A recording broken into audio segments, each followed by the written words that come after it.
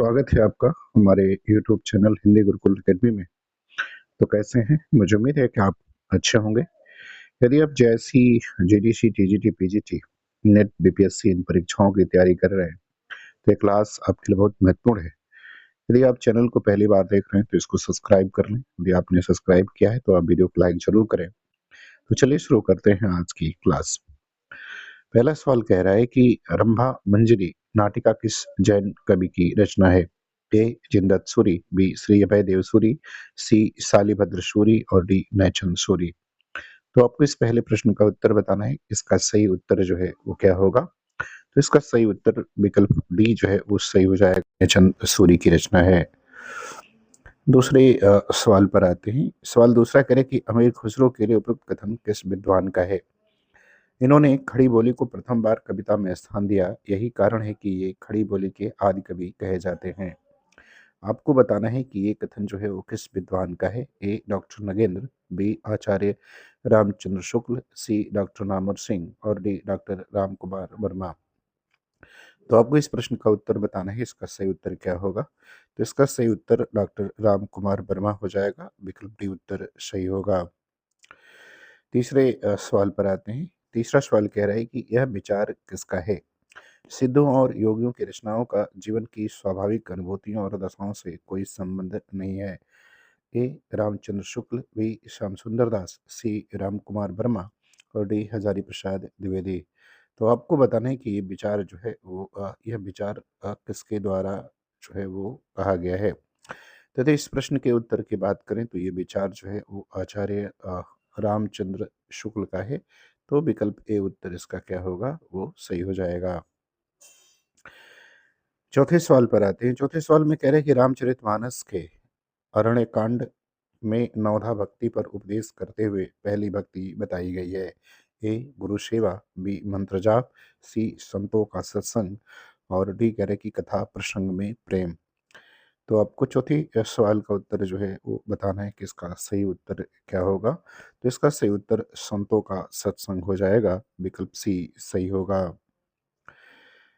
पांचवें सवाल पर आते हैं। कह रहे हैं कि सूरदास के इस पद में प्रयुक्त खुबी शब्द का अर्थ क्या है? ये आपको बताना है। अटपटी बात तिहारी उधो, सुने सुने ऐसी को हैं, हम अहीरी अबला शठ, मधुकर तिन्हें जोग कैसे सोहें, बुचही खुबी आंधरी काजर, नकटी पहिरे बेशरी। तो इसमें जो शब्द खुबी आया है उस खुबी शब्द का अर्थ आपको बताना है। ए मिट्टी का बर्तन, बी नाक में पहनने का आभूषण, सी चित्त की वृत्ति और डी कान में पहनने का आभूषण। तो इसका सही उत्तर क्या होगा ये आपको बताना है। तो देखिए खुबी शब्द का इसमें अर्थ है कान में पहनने का आभूषण, अर्थात विकल्प डी जो है इसका उत्तर क्या होगा? वो सही हो जाएगा। सवाल नंबर छठवें पर आते हैं। छठवां सवाल कह रहा है कि यहाँ सचान शब्द से अभिप्राय क्या है? बिरह सचान भवे तन चौड़ा, जेत खाए मुँह नहीं छाड़ा। आपको बताना है कि यहाँ सचान जो शब्द आया है इसका अर्थ क्या है। ए बाज, बी मिट्टी, सी अग्नि और डी सर्प। तो जो सही उत्तर है वो आपको बताना है। तो सचान का अर्थ यहाँ बाज है। विकल्प ए उत्तर इसका सही हो जाएगा। सवाल नंबर 7 पर आते हैं। कह रहे हैं कि जैसे सुनहा कांच मंदिर में, पंक्ति में कबीर द्वारा प्रयुक्त सुनहा शब्द का अर्थ क्या है? ये आपको बताना है। मन, ए कह रहा है मन, बी कह रहा है कुत्ता, सी तोता और डी खरगोश। तो आपको इस 7वें प्रश्न का सही उत्तर क्या है ये बताना है।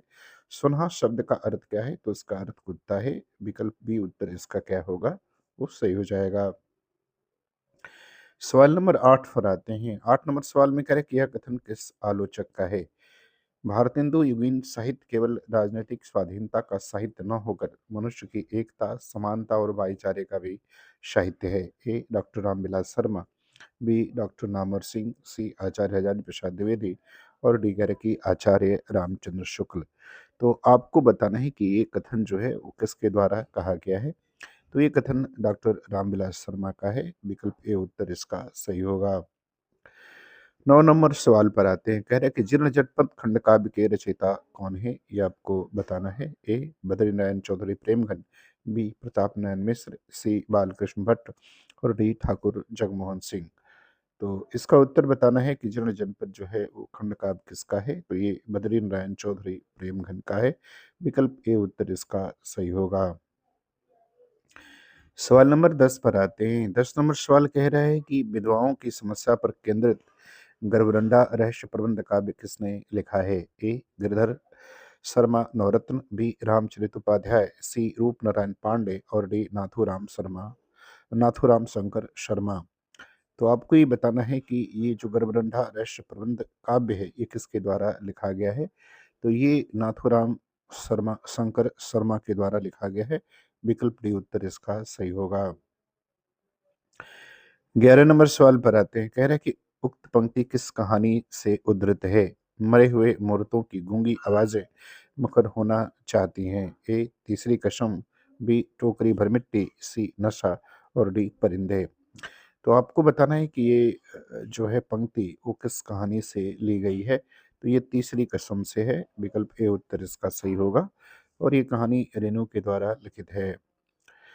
12 नंबर सवाल पर आते हैं। 12 नंबर सवाल में कह रहा है कि किस आलोचक ने स्वयं के बारे में कहा है कि मेरा आगमन हिंदी के छायावादी कवि प्रसाद निराला और पंत की कविता के विवेचक के रूप में हुआ था? ए नगेंद्र, बी रामविलास शर्मा, सी नंदुलाल वाजपेयी और डी नामवर सिंह। तो इसका उत्तर आपको बताना है कि इसका सही उत्तर जो है वो क्या हो जाएगा? तो इसका सही उत्तर नंदुलारे वाजपेयी हो जाएगा। विकल्प सी उत्तर सही होगा। 13 नंबर सवाल पर आते हैं। कह रहा है कि महाकवि निराला की कविताओं में बादल किसका प्रतीक बनकर आया है? ए उत्सर्ग का भाव, बी ध्वंस सृजन और क्रांति, सी नूतन भावोल्लास और डी नवीन चेतना। तो आपको 13 नंबर प्रश्न में उत्तर बताना है कि निराला की कविताओं में बादल किसका प्रतीक बनकर आया है? तो बादल जो है ध्वंस सृजन और क्रांति का प्रतीक बन के आया है। विकल्प बी उत्तर सही हो जाएगा। सवाल नंबर 14 पर आते हैं। 14 में कह रहे हैं कि किस रीति में सुकुमारता और मधुरता का अभाव रहता है? ए गौड़िया, बी पंचाली, सी वैदर्भी और डी करक इनमें से कोई नहीं। तो आपको इसका उत्तर बताना है कि किस रीत में सुकुमारता और मधुरता का अभाव रहता है? तो ये गौड़िया रीत में रहता है। विकल्प ए उत्तर इसका सही हो जाएगा। प्रश्न नंबर 15 पर आते हैं। कह रहे हैं कि किस आचार्य ने समाधि, एकाग्रता और अभ्यास से उत्पन्न शक्ति को काव्य हेतु माना है? ए दुर्दृक, बी भाम, सी पंडित जगन्नाथ और डी राजशेखर।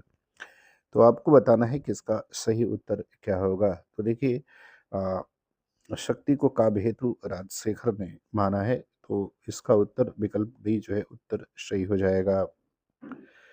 सवाल नंबर 16 पर आते हैं। 16 में कह रहा है कि प्रस्तुत उदाहरण किस अलंकार का है? यूं रहीम जस होत है उपकारी के संग, बाटन वारे को लगे जो मेहंदी को रंग।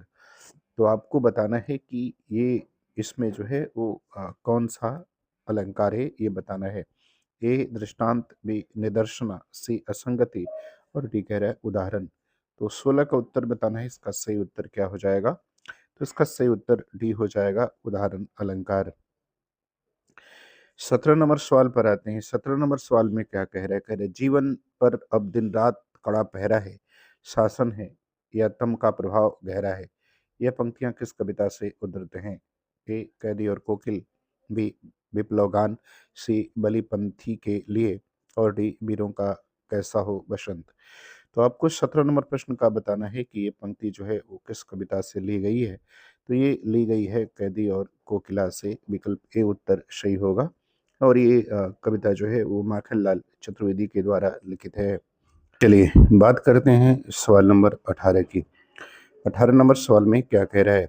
18 नंबर सवाल में कह रहा है कि माखनलाल चतुर्वेदी ने इनमें से कौन सी पत्रिका का संपादन कार्य नहीं किया? ए प्रतीक, बी प्रभा, सी प्रताप और डी कर्मवीर। तो 18वें प्रश्न में आपको बताना है इसका सही उत्तर क्या होगा? तो इसका सही उत्तर विकल्प ए हो जाएगा, प्रतीक का संपादन कार्य इन्होंने नहीं किया। 19 नंबर सवाल पर आते हैं। 19 नंबर सवाल में कह रहे हैं कि निम्नलिखित में से नारी चेतना बेशक भारत की पहली पत्रिका होने का श्रेय किस पत्रिका को है? ए हिंदू, बी माधुरी, सी हंस पत्रिका और डी बाला बोधिनी पत्रिका। तो आपको इसका सही उत्तर जो है वो बताना है। इसका सही उत्तर क्या होगा? तो इसका सही उत्तर आपका जो है वो विकल्प डी हो जाएगा, बाला बोधिनी पत्रिका। करते हैं सवाल नंबर 20 की। 20 नंबर सवाल में कह रहा है कि अतिथि तुम कब जाओगे किसकी व्यंग्यात्मक कृति है? ए हरिशंकर परसाई, बी शिवलाल शुक्ल, सी सरोज जोशी और डी ज्ञान चतुर्वेदी। तो आपको बताना है कि ये व्यंग्यात्मक कृति जो है वो किसके द्वारा लिखित है। तो अगर इसकी उत्तर की हम बात करें तो इसका उत्तर विकल्प सी हो जाएगा, सरोज जोशी की व्यंग्यात्मक कृति है। तो मुझे उम्मीद है कि ये वीडियो आपको पसंद आएगी, आपको अच्छा लगे तो आप चैनल को सब्सक्राइब ज़रूर करें। पूरा वीडियो देखने के लिए आपका बहुत बहुत धन्यवाद।